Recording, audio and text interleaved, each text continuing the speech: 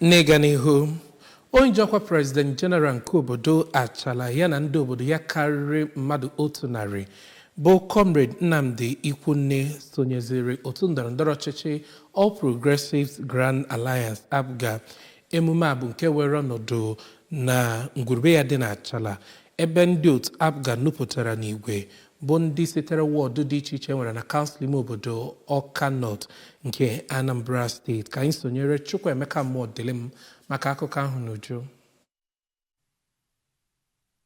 Mgbe ọ na-anabata Maazị Ikwunne na ya bụ otu APGA, onye ndụmọdụ nyere aka na-achị steeti a n'ihe gbasara ndọrọndọrọ ọchịchị bụ Maazị Alex Obiobolo kelere ya maka ịbata na ya bụ otu bụ nke ejiri ezigbo ọchịchị were mara na steeti a. O mere ka amata na ndị Achala na-akwadosi gọọmenti APGA nke ọma n'ihe gbasara ndọrọndọrọ ọchịchị, na gọọmenti n'onwe ha na-emekwazi ihe ha kwesịrị ka ha mere ndị Achala. N'okwu nke ya, Maazị Ikwunne kọwara na ya banyere n'otu APGA iji gosi na ndị Achala na-akwado ya bụ otu maka na ha na-emere ha ihe ha chọrọ na obodo ha, ya nakwazi iji hụ na ha sitere na ya bụ otu nwetakwa ọtụtụ ihe ọma nke si na gọọmenti abịa. N'aka nke ya, onye ji ọkwa Transition Committee Chairman nke Ọka North bụ Maazị Tangod Anagọ chọpụtara na Comrade Ikwunne banyere na otu APGA maka ezigbo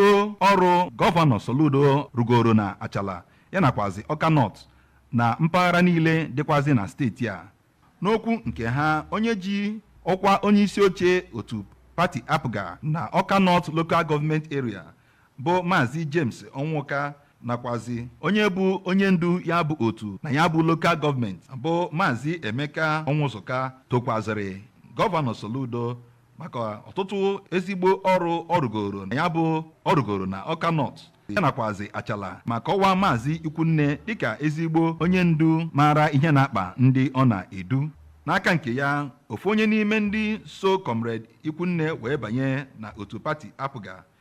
bụ Maazị Arinze Ekweọzọ si na ya mere nke a iji wee nwetere ndị be ha ọtụtụ ezigbo ihe nke si n'aka gọọmenti abịa, ya nakwazi iji wee na-enye aka na-achị steeti a bụ Ọkammụta Chukwuma Soludo nkwado n'ọrụ ọma ọ na-arụ na steeti a. Ndị ọzọkwazi kelekwara Ikwunne maka ịbata n'otu APGA gụnyere Maazị Lawrence Ọnwụzulike nakwazi Maazị Chekwube Nwokedi. A nọkwaziri na ya bụ mmemme nye Maazị Ikwunne akwụkwọ nke APGA, akwa nakwazi ihe ndị ọzọ site na Achala. Abụ m Chukwuemeka Mmụọdịlịm.